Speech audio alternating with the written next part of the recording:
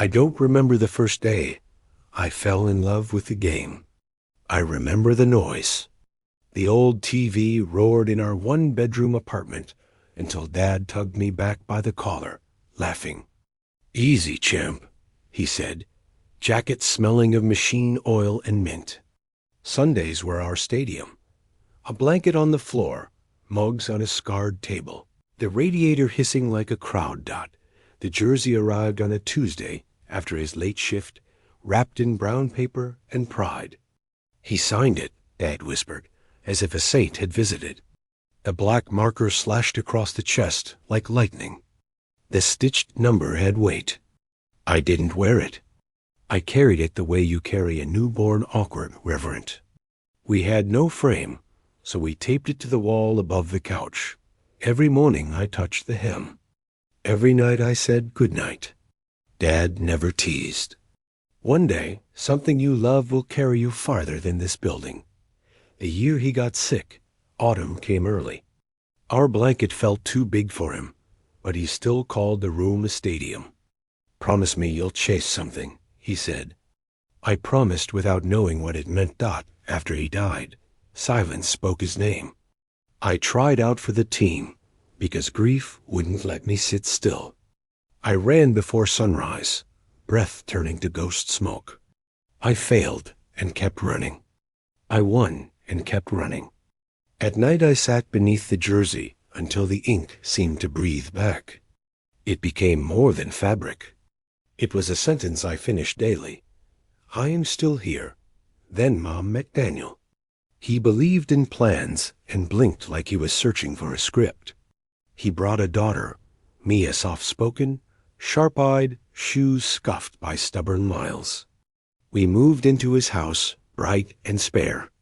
I claimed the hallway wall for the jersey. While Daniel measured and hesitated, I hammered 4 nails and lifted it. It stared out like a sentry. Mia passed beneath and glanced up.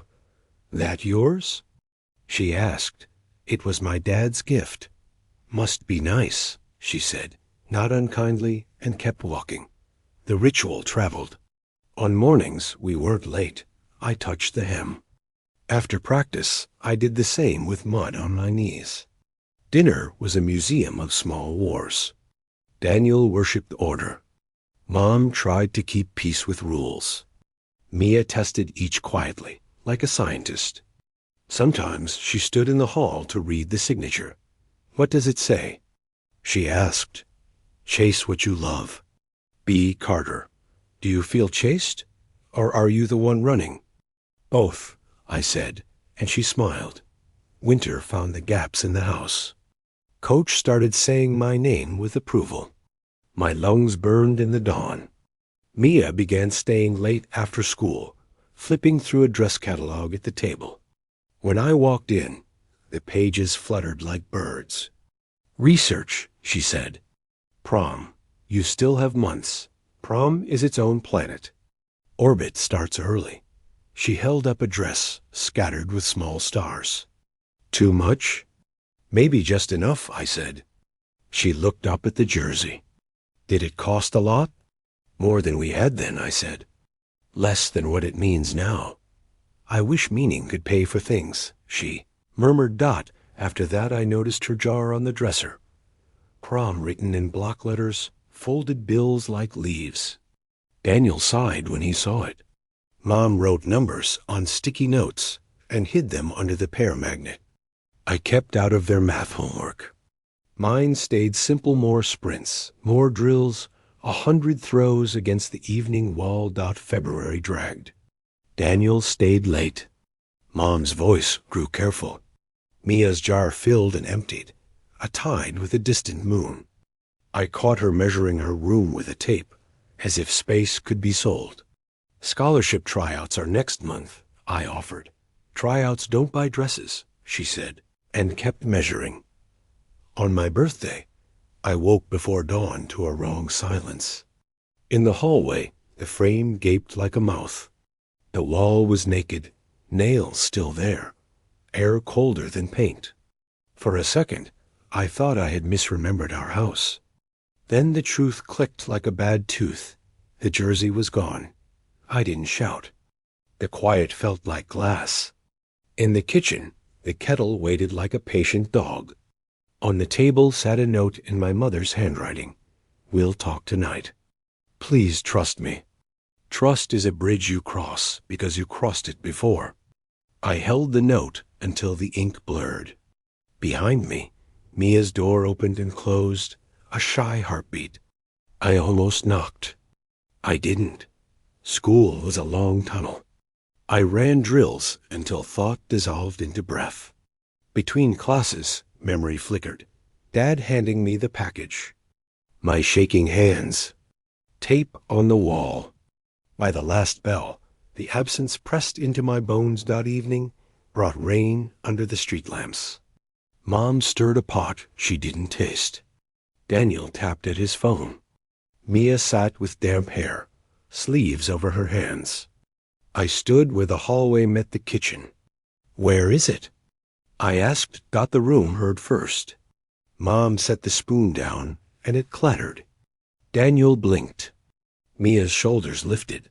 "We'll talk," Mom said, but the way her mouth shaped the words told me the conversation had already happened somewhere else. "It was on my wall this morning," I said. "It's not now."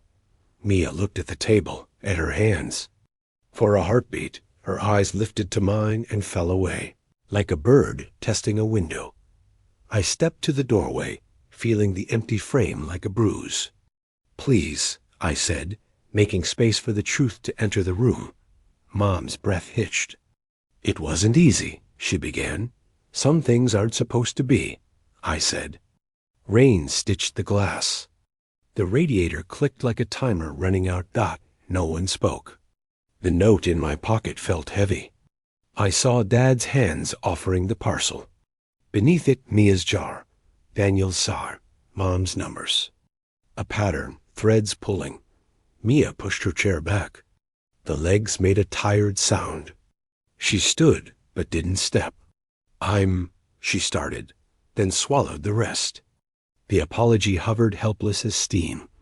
I didn't ask the question that would turn whatever they'd done into a shape I couldn't unsee. I only memorized the room. Pale light, rain, the smell of overcooked pasta, the way Mia twisted her sleeve until the knit gave. I thought of the old tape still clinging to our first apartment wall, stubborn as a shadow. When I finally moved, I went to the hallway and stood before the empty frame until my reflection layered over at my face where the number should be, my chest holding the space where the signature used to live. I touched air. It was colder than fabric and somehow heavier. From behind me, Mom said my name. Daniel cleared his throat. "Mia," soft as rain. "Please," I turned.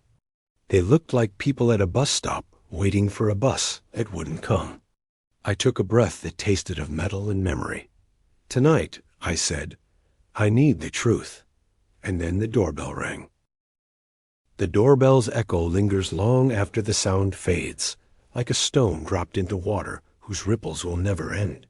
My chest tightens, and for a moment, I think hope that maybe it's a delivery mistake, some absurd twist that will bring the jersey back to me in a cardboard box. But when Daniel pushes back his chair and opens the door, it isn't a package. It's silence, carried in the posture of a man in a windbreaker, holding nothing but an envelope. They speak in low voices. I catch fragments, auction, receipt, transfer, and then the man nods once, as though his errand is complete, and disappears into the rain. Daniel closes the door and stays facing it, his hand still on the knob, as though he's holding the world shut. "What was that?" My voice cracks before I can steady it. Mom's eyes avoid mine, heavy with a sorrow I've never seen in her before. Mia shifts in her seat, fingers twisting around each other, lips pressed into a thin line.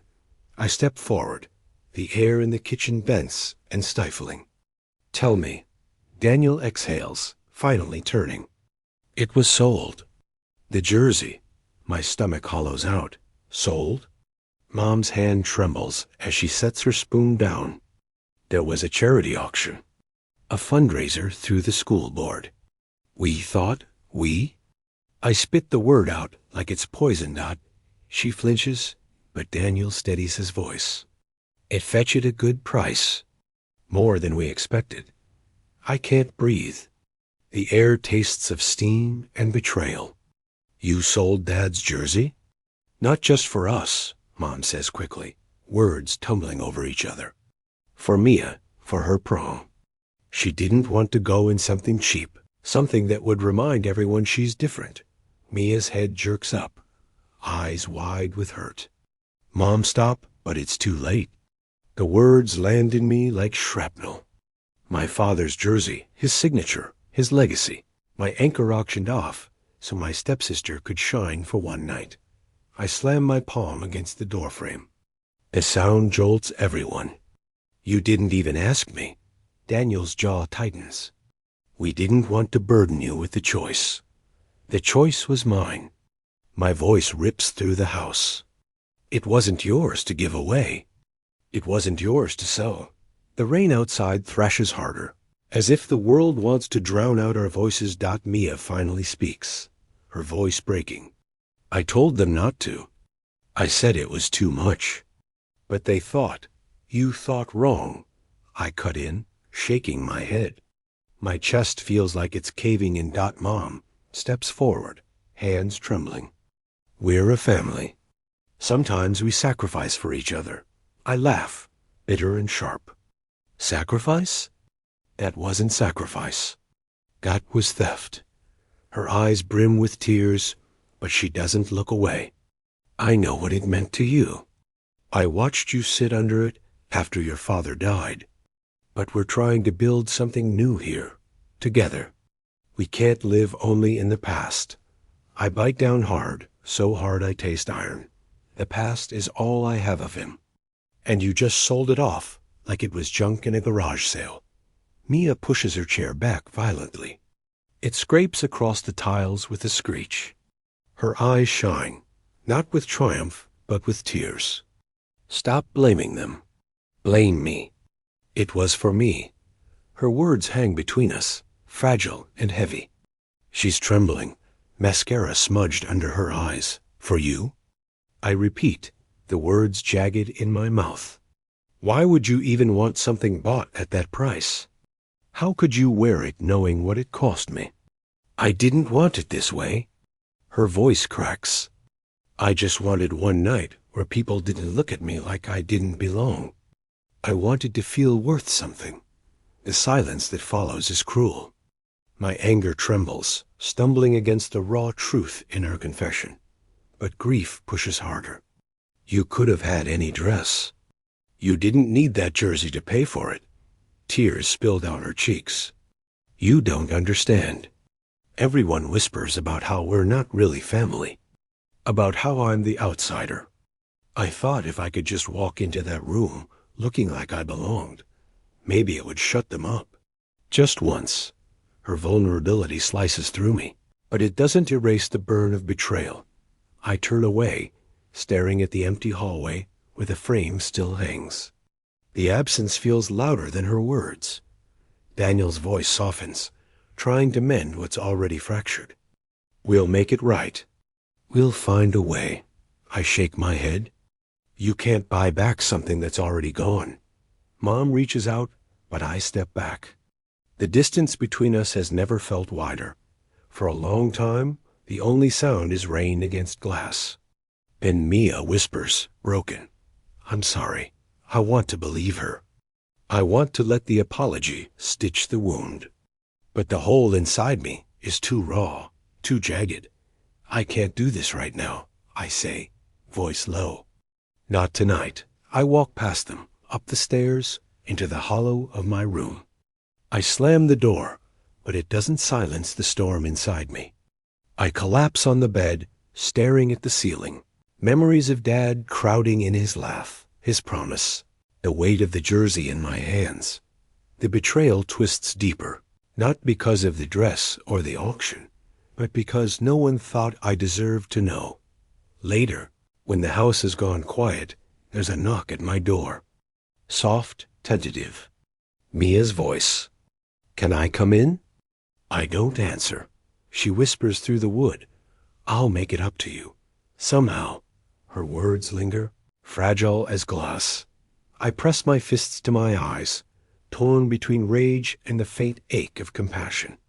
And somewhere in that darkness, a terrifying thought blooms, that the person I resent most tonight is also the only one I want to believe. Morning smears a thin blue over the house. I step into the kitchen and stop. The hallway's empty frame has followed me here, a silent witness. Mom sits at the table with a dish towel under her hands. Daniel is gone. Mia stands at the sink, hair knotted, a spoon in an empty mug, as if she stirred nothing and made it worse. Sit. Mom says, I'll stand. I keep the chair between us. Tell me everything. She breathes once.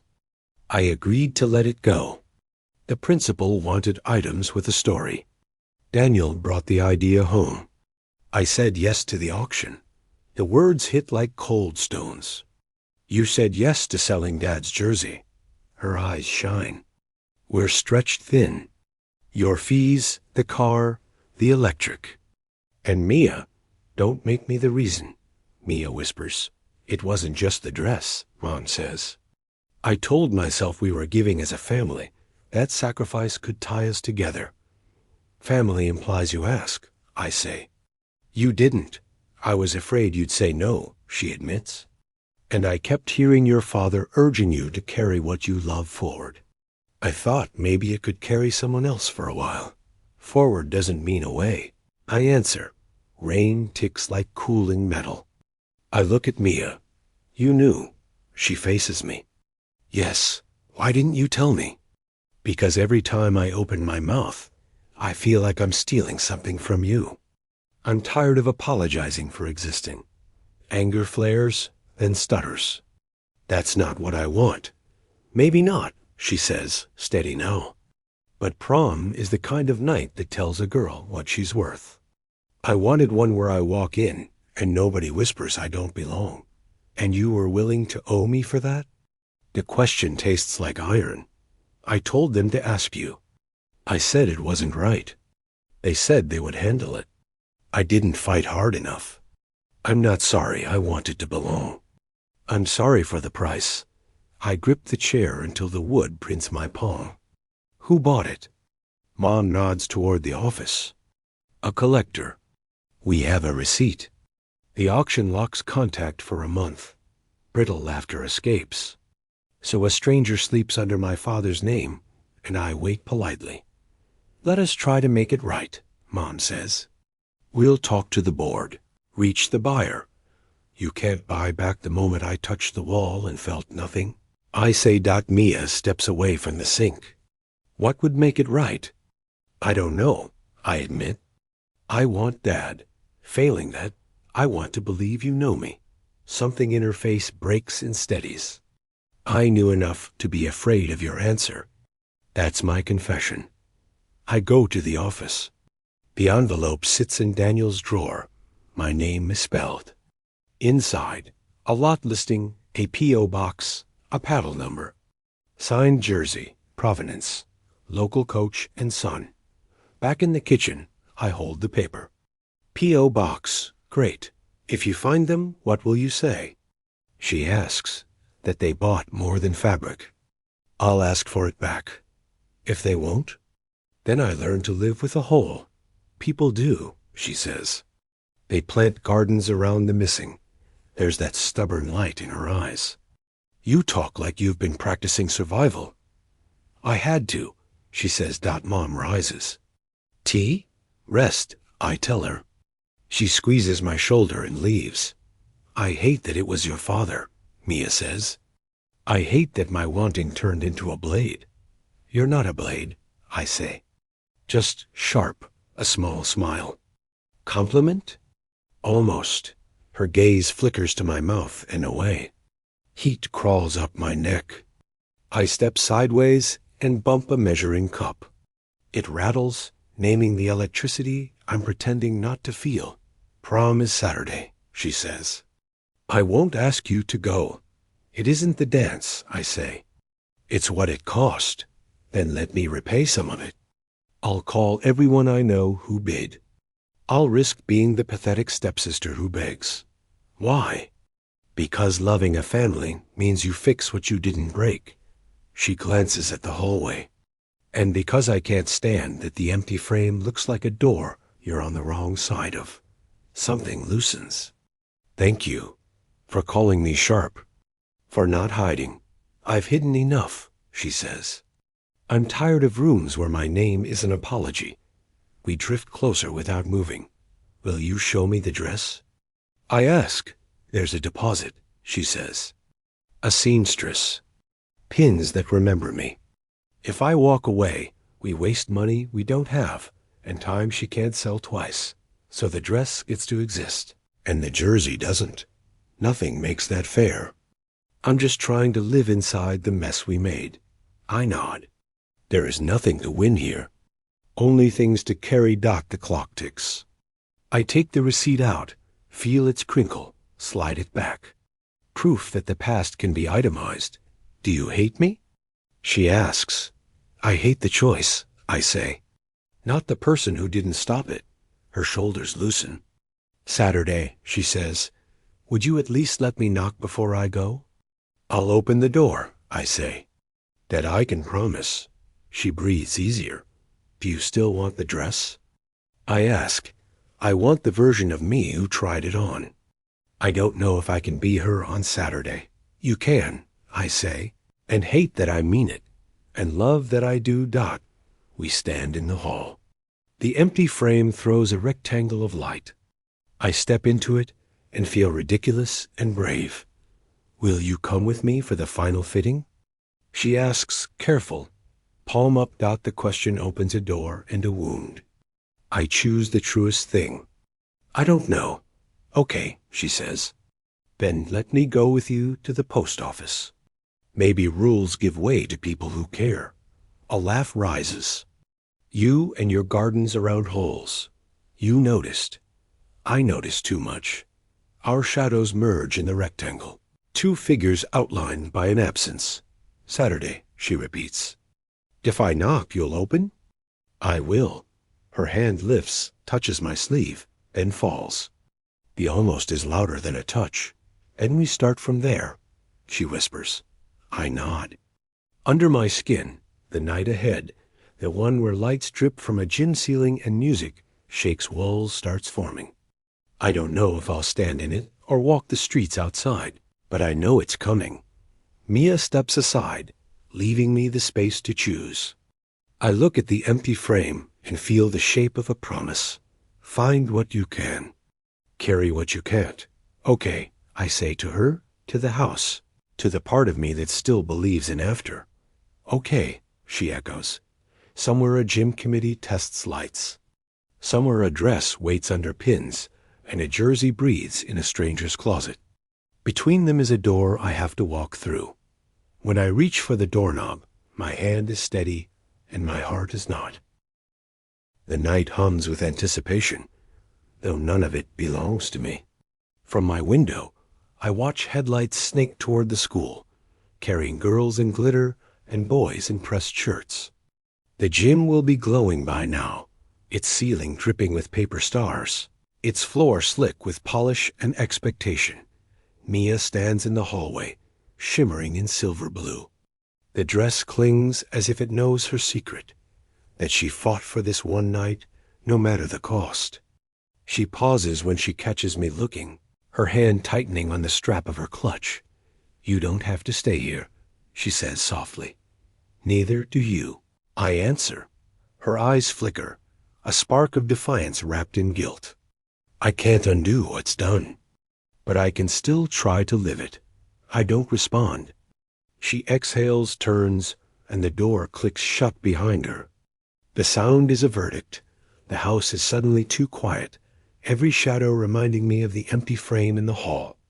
I grab my jacket and leave without locking the door. The streets are nearly empty, the kind of empty that feels chosen. A thin drizzle laces the pavement, making the neon from the diner smear like watercolor. My sneakers slap against the wet ground in a rhythm too steady to belong to me. I picture the gym. The DJ's bass rattling walls, confetti already littering the floor, laughter loud enough to cover up any silence. I see Mia twirling, silver dress catching the light like it was spun from broken mirrors.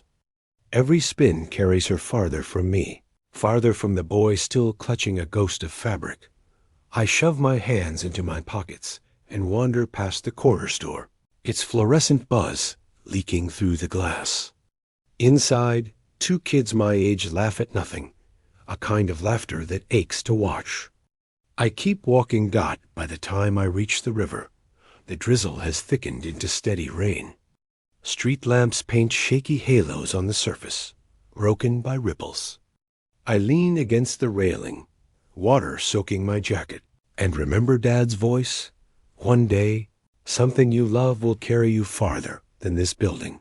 But the thing I loved is hanging in someone else's closet tonight, and I'm still here, drowning in the weight of absence. You could have gone, a voice in my head mutters. To watch her dance in what cost me everything? I whisper back, rain filling the silence. A car passes, music spilling through half-open windows. A prom song. I laugh bitterly. The universe doesn't spare me irony. I keep walking. Past the library. Past the playground where swings squeal in the wind. Past the church steps where kids used to sneak cigarettes. Each place remembers a version of me before betrayal, before sacrifice twisted love into debt. My phone buzzes once. Picture lights up the screen. Mia at the dance, eyes closed mid-spin, smile wide, lights dripping across her like she belongs to them. The photo isn't from her. It's from a classmate who thought they were being kind. Your sister looks incredible tonight. The text reads "sister." The word cuts and soothes at the same time. I type back nothing. The rain eases into mist. I end up at the football field, the one where Dad once stood beside me, yelling encouragements louder than the coach. The bleachers are slick, the grass heavy with water, but I sit anyway. I close my eyes and hear the crowd we never had, the cheer that never came, the victory we never won together. And then I see it my jersey, stretched between his hands, his smile wide as if it were a trophy. Was it worth it? I whisper to the empty field. Would you have given it up too? The silence answers like it always does, with nothing but my own breath. The night wears on. My shoes squelch as I walk, but I don't care. Lights dim in houses one by one. Somewhere across town, the music is fading. Glitter swept into corners, dresses wrinkling as laughter thins. By the time I make it home, the sky is already bruising toward dawn. The house is still lit, as if it stayed awake waiting for me. The front door creaks open.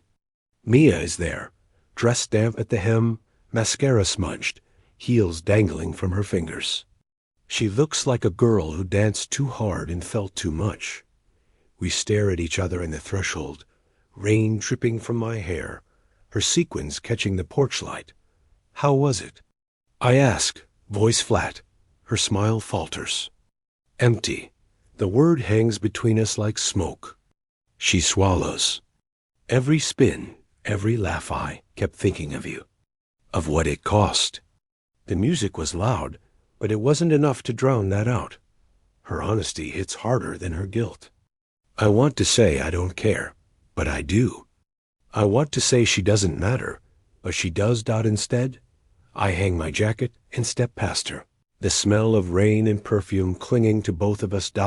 She reaches out, fingers brushing my sleeve. Please don't shut me out. I pause, the echo of her words louder than the storm. My heart stumbles. Silence arrived like weather and refused to leave. After prom night, I moved through the house like a ghost whose footsteps the floor had agreed to forget. I learned new routes through the back porch, up the stairs before the kettle finished boiling, out the door before anyone could ask, "You okay?" My answers were folded small and put away. I'm fine. I'm busy. I'm late. Mornings I jogged until my lungs burned, came back to steam and a kitchen already wiped clean. At dinner, I became an eclipse, present, blocking light, giving nothing. Daniel tried for a while weather school, standings, then drifted back to the clink of ice in his glass. Mom set down plates like careful offerings. Mia watched the plates, not me, as if looking too directly might set something off. If anger is fire, mine turned to coal-hot, silent, useful. It made me polite. I washed what I used. I texted when I'd be late. I left my shoes in even pairs by the door like apologies. The restraint scared me more than shouting. Would have Dot at practice, my throws were knives. Coach waved me over. Everything all right at home? Just focused. Focus is a blade, he said. Point it where you mean. I didn't know where I meant. Every spare second, I saw the empty frame. And then Mia's face under gym lights. The beautiful mistake of it. One night, I came home to a dining room set for 3. Candles unlit, napkins folded like white birds. Mom held a small cake with 5 crooked candles, 5, because she said she'd missed too many victories to count. Scholarship shortlist, she reminded. We should celebrate. Maybe later, I said, the politeness of a stranger. I've got film to watch. Just one piece? I'm not hungry. Mia stood in the doorway, hair pinned up, sweatshirt too big. Take it up, she offered. For later, I shook my head and went upstairs. Behind me, the lighter clicked once and quit. A glossy flyer for the auction showed up in the mailbox. Someone had circled the lot number. A trembling heart hovered beside it. I shoved it in my backpack and tried not to feel how heavy paper can be at night. I imagined the buyer, a collector with clean hands and a climate-controlled closet. A fan who would wear what I couldn't. A kid who bid with saved tips because he believed that owning a signature might write one on his life. None of them were villains. None of them were Dad. Mia kept her distance, then didn't, testing a shoreline that changed with each tide. Sometimes I felt her pause outside my door. Sometimes I heard her rinsing a mug that was already clean. I practiced ordinary sentences until they came out like truths. On Sunday, Daniel proposed brunch at the place with blue booths and a waitress who remembered orders like birthdays. I agreed and arrived late enough that pancakes were cold. Mia's hair was pinned in 2 small comets. When I sat, she looked up quickly. Hope rehearsed. And I looked away because if I saw it, I might say yes to something I didn't know how to give. We walked home separately. At the corner, Mia caught up. Can we talk? We are. That's not talking. I don't know how to be near you and not think of it. The jersey? And the choice, she nodded.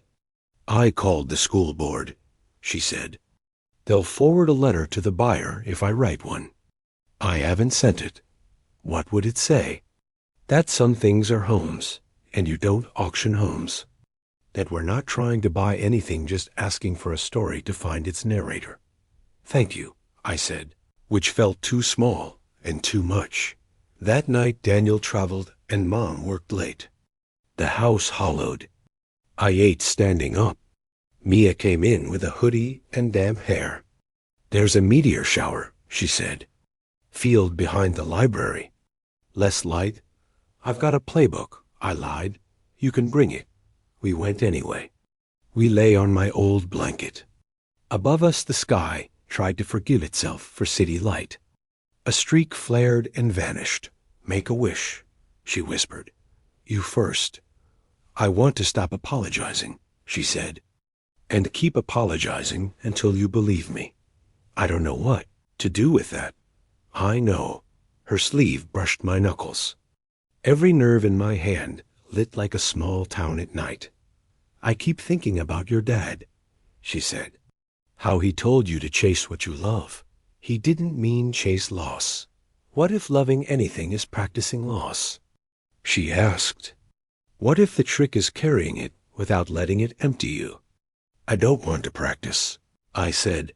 I don't want to be the reason you do. She answered. We stayed until the chill pushed us home. On the porch, we paused like people waiting for two different trains. Will you read the letter before I send it? She asked. Make sure I'm asking for the right thing? Maybe, I said, and hated how the words sounded like a locked door.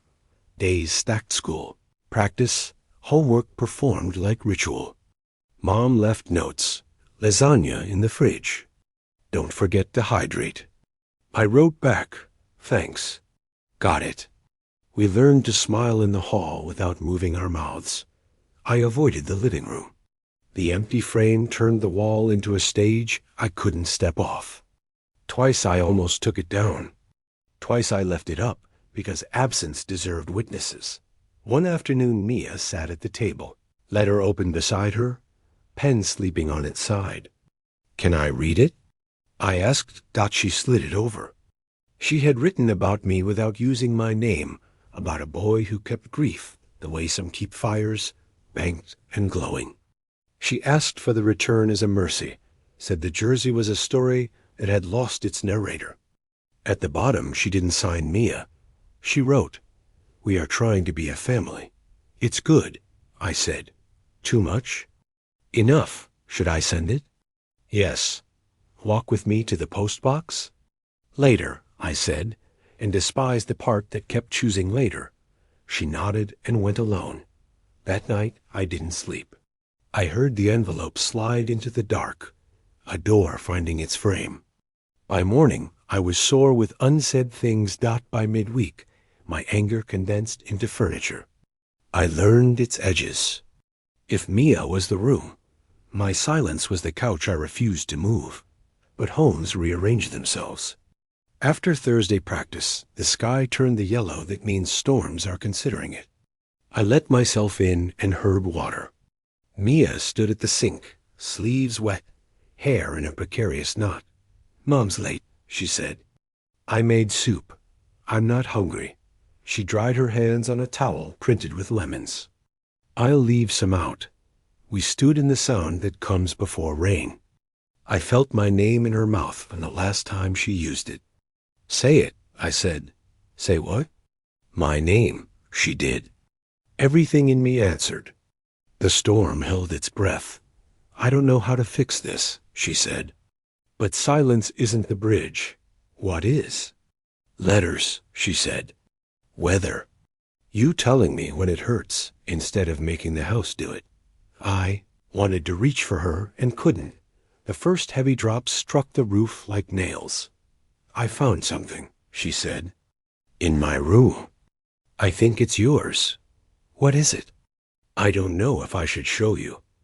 That's not fair. I know, she said. But neither of us has been. She disappeared down the hall. Rain arrived all at once. I stood in the kitchen and listened to 1,000 small knocks asking to be let in. When she returned, she carried an envelope folded until it resembled a map someone had traveled without arriving. She set it on the table and stepped back, as if giving a wild thing room. It was stuck under my dresser, she said. Maybe it slid there when we moved. Maybe it hid. My name was on it in my father's handwriting, the swoop and certainty unmistakable. The postmark was the month before he died. For a long moment, the only sound was rain. Outside. I wasn't searching for secrets. I only wanted the charger I'd lent Mia 2 weeks ago, the one she promised to return, but never did. The storm outside rattled the windows, and the house was hushed. Mom at work, Daniel out late, Mia in the shower, faint music humming behind the bathroom door. Her room smelled faintly of lavender and something sharper perfume uncapped, lingering. I hesitated at the edge of her dresser, eyes skimming across the notebooks, the scattered bobby pins, the jar that once held bills for her prom dress. Empty now, the charger wasn't on the dresser. I tugged open the top drawer. Socks, neatly balled. T-shirts folded into imperfect squares. And then beneath a stack of worn notebooks I saw it. An envelope, edges softened as if thumbed too many times. My name scrawled across the front dot, my breath caught. Not Dad's handwriting. Mia's. For a moment, I thought of shutting the drawer, of respecting the barrier she had built. But the letters curved with a hesitation that begged to be read, like she wanted to confess but couldn't. And maybe I needed to know why. The paper trembled in my hands as I slid it free. I don't know if you'll ever read this, it began. I don't even know if I'll ever send it. Maybe I'm writing it just to breathe. I sank onto the edge of her bed, the mattress dipping under my weight. I see the way you look at that jersey. Like it's not cloth, but bone. Like it keeps your father alive each time you touch it. I hated myself for wanting something that would take it away from you. I hated myself even more for needing it. The words blurred as my eyes burned. At school, I hear them whisper. The stepdaughter, not really his. Charity case. They never say it when you're near, because you're the boy who plays with fire in his eyes. But I hear it, and it cuts in places no dress can stitch closed. I thought, just once, if I walked into that gym looking like I belonged, maybe they'd forget. Maybe I'd forget too. I pressed my palm against my chest, the ache spreading like a bruise. When Mom and Daniel suggested the jersey, I should have screamed no. I should have fought. But for a moment, the selfish part of me imagined what it might feel like to shine. Just once, I told them to ask you. They didn't, and I didn't push harder. That's my crime. The page was smudged, as though she'd cried on it. I'm sorry. I stole something that can't be replaced. I'm sorry that every time you look at me now, you see betrayal. I don't know how to fix it, except to keep saying I'm sorry until you believe I mean it. And I do. I mean it with every bone in me. My throat tighten. If you hate me forever, I'll understand. But if you ever forgive me even a little, I swear, I'll spend the rest of my life proving I deserved it. The letter ended there. No signature. No date. Just a smudge of ink where her pen must have hovered, uncertain. I folded the paper back carefully, though my hands shook. It wasn't meant for me, not yet, maybe not ever. But it was mine now. A secret I had stolen, the way she had stolen from me. The bathroom door creaked. I panicked, slipping the letter under my jacket, heart pounding. Her footsteps padded down the hall, soft and unguarded. I stayed frozen until her door closed again. Back in my room, I set the envelope on my desk. The storm outside had swelled into a downpour, lightning cracking open the sky. I stared at her words until they etched themselves into me.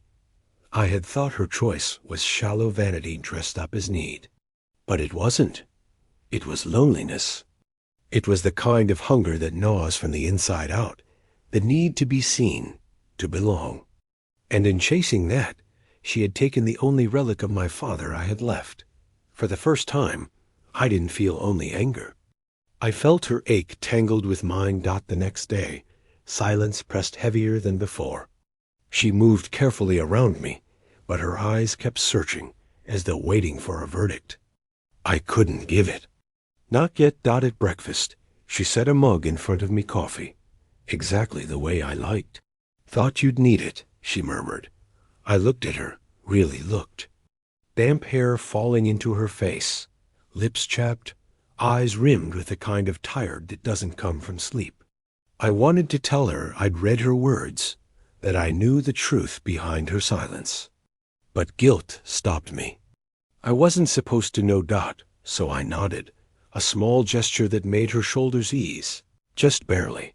That evening, I found her in the backyard, curled on the porch swing with a blanket around her. Fireflies blinked in the damp grass, tiny stars struggling against the dark. She didn't see me at first, whispering into the phone. Yes, I mailed it, she said. The letter to the buyer. I don't know if they'll listen, but I had to try. For him. Not for herself. For me. I stepped back before she could notice me, shame biting at my heels. She had written 2 letters, one the world was allowed to see, one she buried in a drawer, a confession too raw to give. And I had stolen the second. That night, lying in bed, I couldn't stop replaying her words. If you ever forgive me, even a little, I'll spend the rest of my life proving I deserved it. What scared me wasn't the thought of forgiving her. It was the thought that maybe I already wanted to. The following weekend, Mom and Daniel were gone for errands. The house felt too big. The silence stretched. I found Mia in the kitchen, hair pulled back, sleeves rolled, scrubbing a pan with unnecessary force. You don't have to punish the dishes, I said before I could stop myself. She startled, then smiled faintly. Better them than me. I leaned on the counter. Did you really send that letter? Her hand stilled. She looked up at me, eyes wide, almost fearful. Yeah, why? I hesitated, fighting the urge to confess. To tell her I'd read the words she never meant me to see. Instead, I said, because it matters. Something in her softened. Then I hope it finds its way. The silence that followed wasn't heavy this time. It was waiting. That night, the storm returned. Wind rattled the shutters. Thunder shook the floorboards. I lay awake, the letter hidden in my drawer now, its weight heavier than any relic. I imagined her on the other side of the wall, restless too. When lightning flashed, I saw my reflection in the window, torn between grief and something dangerously close to tenderness.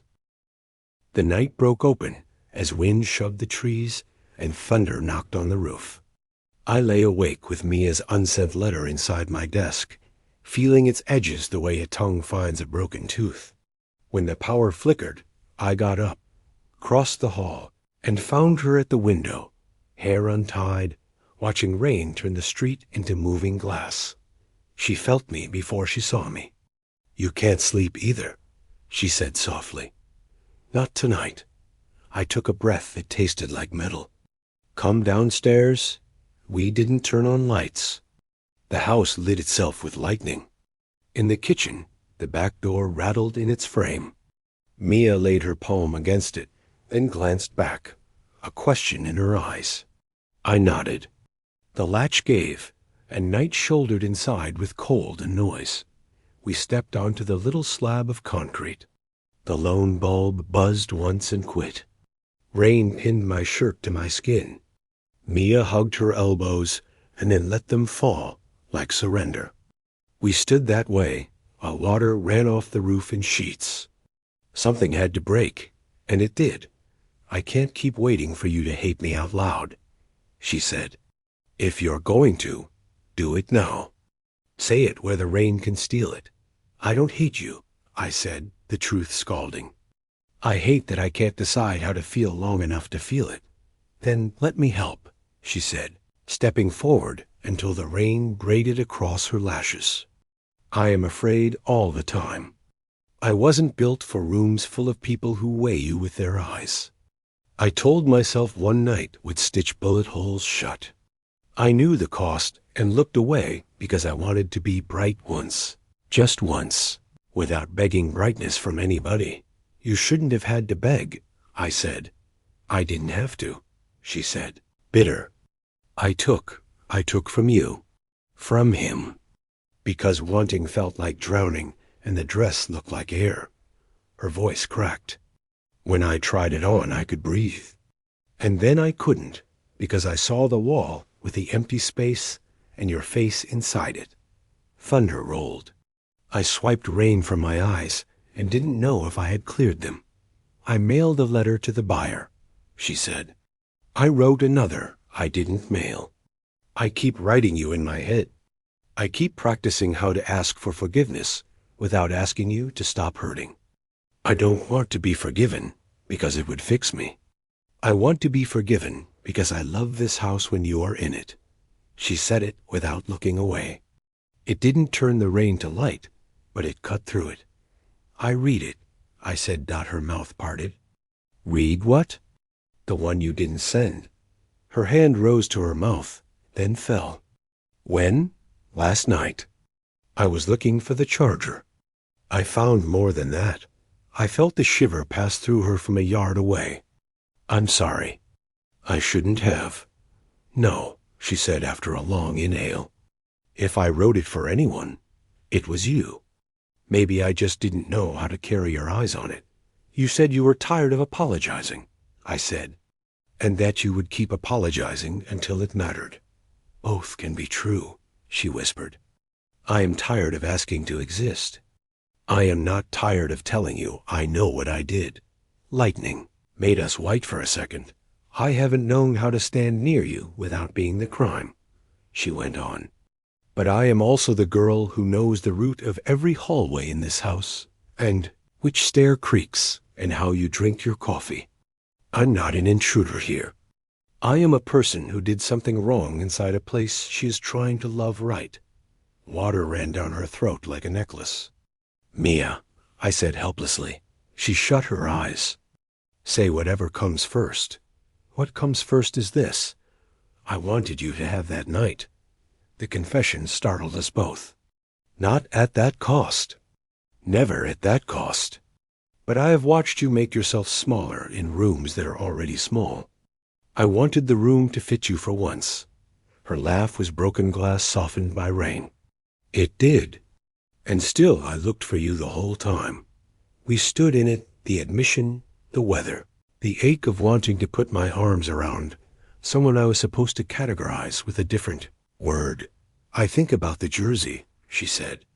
But more than that, I think about the boy who stood under it so long the ink inside his chest must have smudged. I think about the man that boy is turning into, who carves silence into shape so he won't cut anybody with noise. I think about that boy too, I said, and I think he's tired.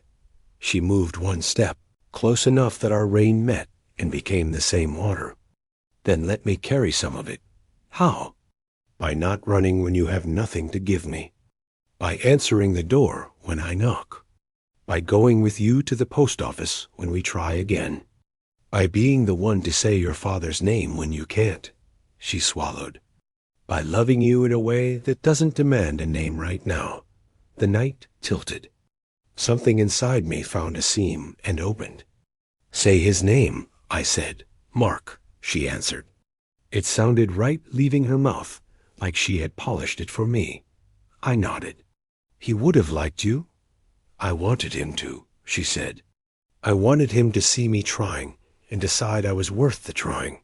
He would have, I said, and it hurt because it was true. We were both shaking, but not from cold. The rain had become a room we could live in. I don't know what to do with this, I said. With us. With what I want and what I owe and where lines are supposed to be. Me either, she said. So let's not name it. Let's just not lie about it. I reached for her then. I didn't pull her in. I just offered my hand into the weather between us. She looked at it like she'd been waiting her whole life to find a bridge that didn't require a jump. She took it. Her fingers were cold and fierce. We stood like that while thunder said whatever thunder says. The rain softened. The porch light buzzed back to life and went out again, indecisive as a heart. I told her about the first game one played after Dad died. She told me about the first lunch she ate at her new school in a bathroom stall because the cafeteria peeled her open. We traded small harms until the big one had a place to sit. I still want the jersey back, I said finally. Good, she said. Wanting is proof you're alive. We might not get it. Then we learned to carry a different artifact. What artifact? She squeezed my hand. Tonight, we were an outline someone had drawn and left for the rain to finish. I knew that when the storm moved on, the ache would still be there. But it had changed shape. We breathed, the gutters whispering our names softly. From inside, the oven timer began to ring some leftover plan my mother had programmed so dinner could be reheated if we wanted it. Neither of us moved. Will you come in? I asked. In a minute, she said. I want to watch the last piece of sky fall. So we did. The rain gentled, then thinned, then revised itself into a memory. When it ended, the world shone like a forgiven thing. Mia turned to me, eyes impossible in the doorway glow. Will you be angry again tomorrow? She asked. Yes, I said. But differently. I can live with differently. The power blinked once, then steadied. I stepped inside and held the door. She hesitated on the threshold, like someone measuring a room she already knows by heart. Hey, I said. Hey, if you knock, I told her. I'll open. I know, she said, and finally crossed into the light. Forgiveness didn't arrive like lightning. It came in threads thin, hesitant, weaving themselves into corners I didn't know were frayed. After that night on the porch, something in the house shifted. The silence wasn't as sharp. It softened, leaving space where words might fit again at breakfast. Mia set a jar of jam between us without asking if I wanted any. I used it anyway. A small thing, but when she noticed, her smile was quiet, almost grateful. Later, while Mom and Daniel argued over bills in the study, Mia and I found ourselves alone in the kitchen. She reached for the kettle at the same time I did. Our hands brushed skin damp, with dishwater against skin, still calloused from practice. We froze, then laughed, the sound surprising both of us. The kettle shrieked, steam clouding the air, but for once the tension felt less like glass, about to shatter, and more like something slowly thawing. Nights became different, too. I'd hear her steps in the hall after midnight, quiet but not sneaky, and sometimes I'd find her sitting on the stairs with a blanket around her shoulders. You're up again. I'd say, so are you, she'd reply. Pulling the blanket tighter, we'd sit together, watching shadows slide across the wall when cars passed outside. Sometimes we talked about school, about the little cruelties people whisper when they think no one hears. Other times we just sat. It wasn't comfortable, exactly, but it wasn't unbearable anymore. One night she asked, "Do you still dream about him?" "All the time," I admitted. "Sometimes he's young and laughing. Sometimes he's sick and fading. I never know which version I'll get." She rested her chin on her knees. "If I had met him, do you think he would have liked me?" "Yes," I said before thinking. "He liked anyone who tried. And you try harder than anyone I've met." Her eyes glistened, catching the faint light. "That matters more than you know." I didn't answer. I couldn't, but something loosened in me that had been wound tight for months. Forgiveness came in pieces. The way she refilled my coffee before practice without asking. The way she left sticky notes on the fridge. "Good luck today," or "Don't skip dinner this time." The way she listened when I talked about plays and drills. Even though I knew football meant nothing to her, it wasn't perfect. Sometimes I still saw the empty frame and felt the sting sharp and raw. But then I'd remember her letter, her fear of being invisible, and the anger dulled into something closer to empathy. One evening, I found her sewing in the living room, a dress different from the silver one she'd worn to prom. This one was softer, pale yellow, threads glinting faintly in the lamplight. Her fingers moved with surprising steadiness, pulling fabric into shape. "You sew?" I asked, leaning against the doorway. She looked up, startled, then nodded. "Picked it up last year. It helps me fix things, or at least feel like I can." I stepped closer, watching the needle flash. "What's this one for?" "Nothing. Just practice. Every mistake, I can pull the thread and start again.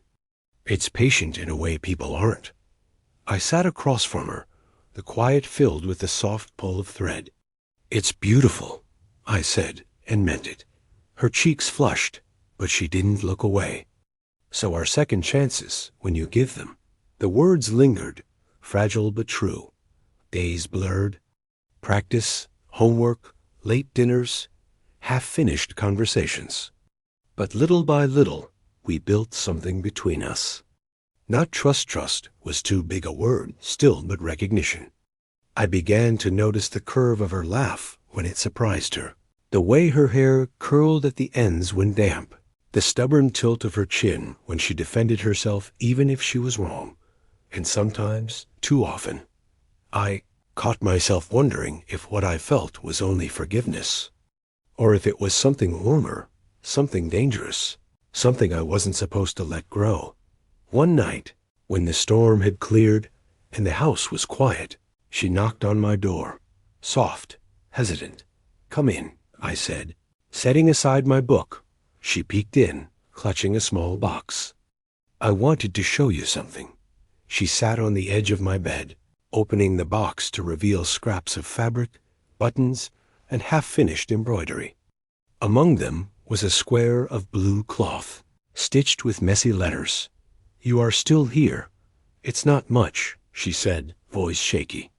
"But I wanted you to have something that reminded you of him. Something I made. I can't give the jersey back, but—" I reached out, tracing the uneven letters. My throat tightened. "Mia, this is—" I couldn't finish. She looked at me, eyes shimmering. "Do you hate it?" "No," I whispered. "I think it's the most important thing anyone's given me since he died." Her breath caught. "Then maybe it's a start." And it was. Forgiveness wasn't clean. There were days I still pulled back, still felt the bite of resentment.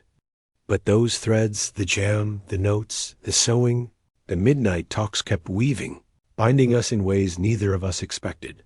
The night before my big game, I found her on the porch again, blanket around her shoulders, the sky clear and endless. I sat beside her, shoulder brushing hers. "Are you nervous?" she asked. "Always." "You'll win," she said simply. "How do you know?" "Because you've already been fighting battles no scoreboard counts. This is just another field." Her words hit deeper than any pep talk from Coach. I looked at her, really looked, and for a moment the world narrowed to her face, the curve of her lips, the light in her eyes, the way the blanket slipped down her arm. I caught myself leaning closer, breath unsteady. She noticed, too, because her lips parted slightly, her gaze flickering to my mouth before darting away.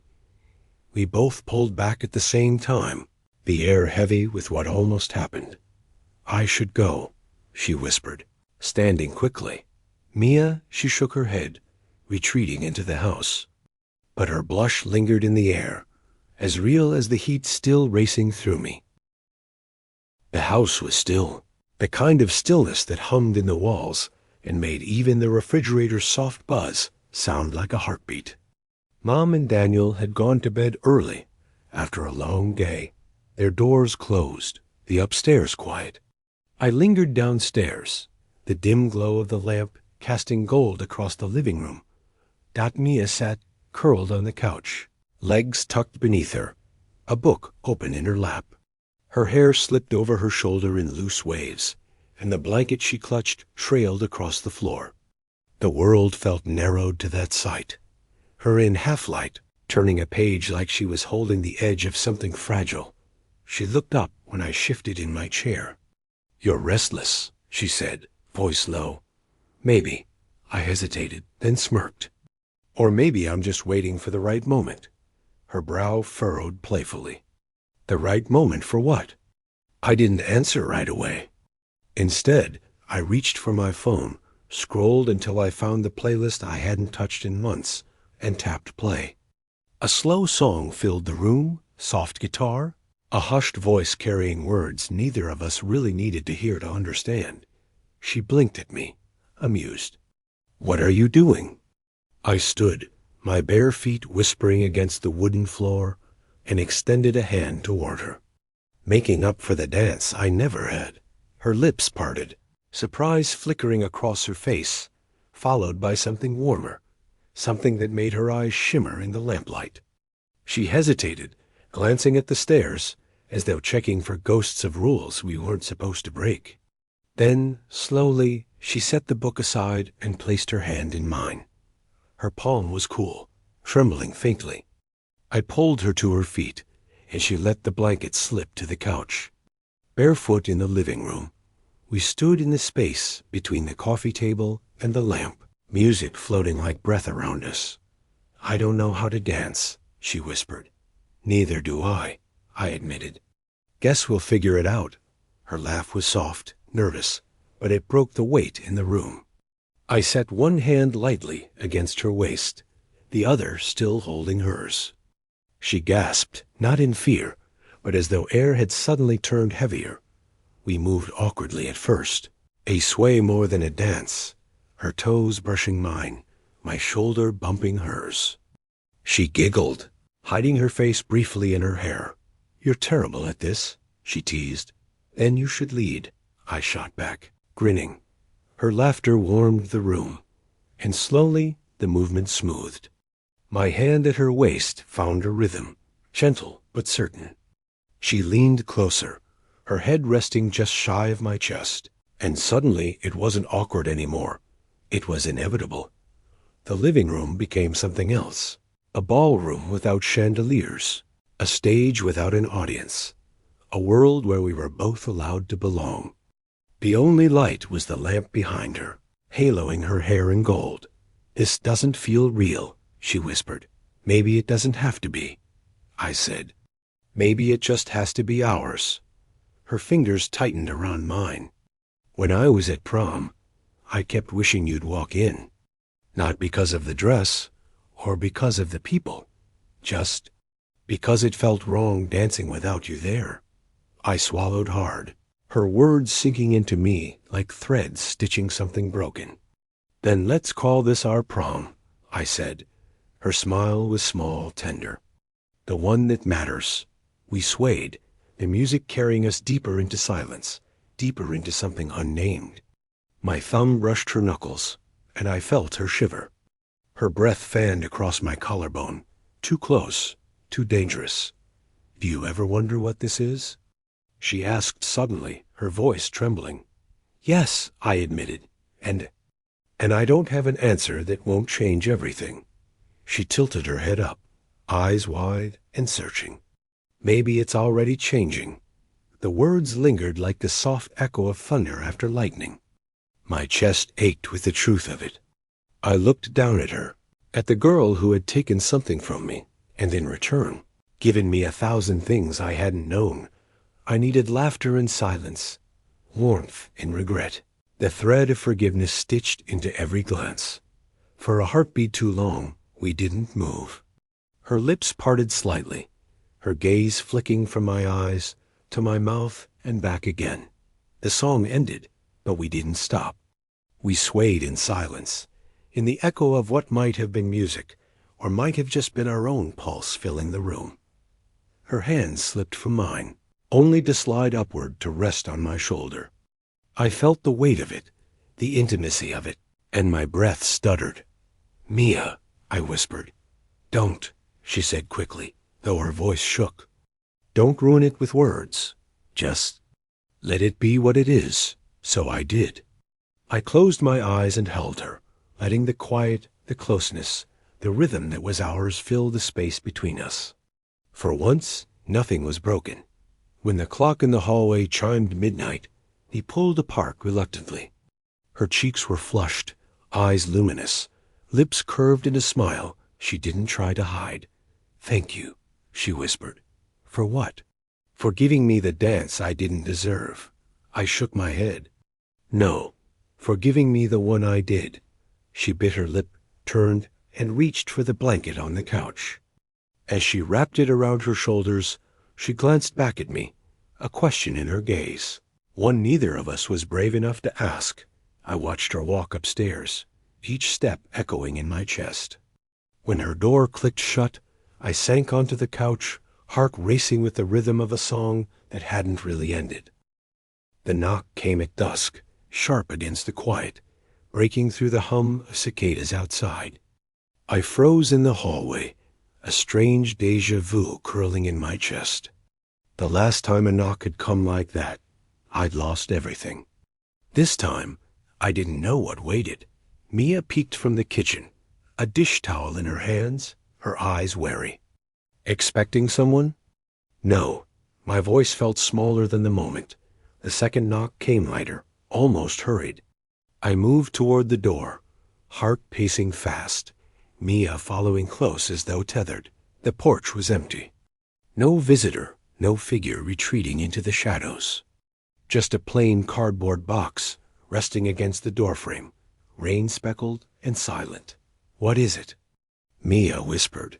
I knelt, fingers trembling as I lifted it inside. It wasn't heavy. Too light for dread, too familiar for comfort. My chest tightened as I placed it on the coffee table. "Open it," Mia urged softly, stepping closer. The tape peeled back with a reluctant rip, like something clinging to the past. Inside, folded carefully, but not reverently, lay blue fabric, the jersey dot my breath caught. The room tilted. For a moment, I didn't move, afraid it would vanish if I touched it. Afraid it was only my grief making shapes out of cloth. Then I reached in, and the weight of it collapsed into my hands. Real, thinner than I remembered, worn where too many fingers must have grazed it. The ink of the signature smudged, dulled, but still there. Stubborn as memory got, Mia gasped, her hands flying to her mouth. Oh my God! I pressed it against my chest. The smell was wrong, no longer faint detergent and Dad's cologne, but dust, strangers' closets, unfamiliar air. Yet beneath it all, it was still mine. Still his. Still us. Who would? I couldn't finish. There's no note? Mia bent over the box, searching, nothing. Just the jersey folded like a prayer someone decided to return. I sank into the couch, fabric crumpling against me. Memories flooded, rushing so fast they stole breath. Dad laughing, holding it up. Me touching it before every game. The wall where it had once hung like a flag over everything we were. Mia knelt in front of me, her eyes shimmering. It came back. Not the same. I whispered. No. But maybe that's the point. Her hands hovered near mine but didn't touch, as though asking permission. I looked at her, really looked. Weeks of tension, storms, dances, confessions, all of it led here, to this fabric, this fragile proof that some things survive even when broken. I let her hands close over mine, the jersey between us. Her fingers clutched the cloth with me, grounding me, tethering both of us to what remained. We sat in silence, the air alive with more than words could hold. Finally, Mia whispered, "Do you believe someone heard me? That letter I sent? Maybe. Or maybe it's just the world deciding you deserved it back." I swallowed hard. "Do you think I did?" "Yes," she said instantly, without hesitation. Then quieter. "And if you don't believe it yet, I'll keep saying it until you do." Her certainty cracked something inside me. I let out a shaky laugh, one that turned to a sob before I could stop it. The jersey slid into my lap as I covered my face, shoulders shaking. Mia moved closer, slipping onto the couch beside me. She didn't speak, didn't try to fix it. She just leaned her head against my shoulder, her warmth anchoring me. For the first time since Dad's death, I let myself cry without shame. When the storm inside me eased, I lowered my hands. Mia didn't move away. Her fingers still brushed the fabric where it rested in my lap. "It feels different," I said. "Because it is," she murmured. "But so are you." "So are we." I turned to her, the nearness dizzying. Her eyes met mine, unguarded, vulnerable, glowing in the dim light. And suddenly I knew. Forgiveness had already bloomed into something deeper. "Mia," I whispered. "Yes?" "This doesn't feel like family anymore." Her breath caught, her lips parting as though she'd been waiting for me to say it. For a heartbeat, silence pressed between us, thick with possibility. Then she whispered, "I know." I set the jersey gently aside, its weight replaced by hers as I leaned closer. Her forehead brushed mine, soft, trembling. Neither of us moved further. Not yet, because the moment was too sacred, too fragile to break. We shouldn't, she breathed. I know. My voice cracked. But I don't think I can stop wanting to. Her fingers found mine again, weaving through them. The threads of forgiveness had become something else entirely, threads of us. Messy and undeniable. Later, when the house was dark and the world outside hushed, we hung the jersey back on the wall. Not in the hallway, where everyone would see, but in the living room. Above the couch, where our nights had become ours. It looked smaller somehow, humbled by what it had endured. Yet it hung proudly still, a smudged signature catching the lamplight, a survivor's mark. Mia stood beside me, her hand brushing mine as we stared at it. It came back, she said again, almost in awe. So did we? I murmured. She smiled, soft and fragile. Not the same. No, I agreed. But maybe that's the point. That night, I lay awake, staring at the ceiling, listening to the quiet rhythm of the house. Down the hall, I imagined her doing the same. The jersey was back, but what filled my chest wasn't relief. It was something heavier, something alive. Because as much as I'd longed for this fabric, this signature, this relic of Dad, I realized it wasn't the only thing I couldn't live without anymore, and that terrified me.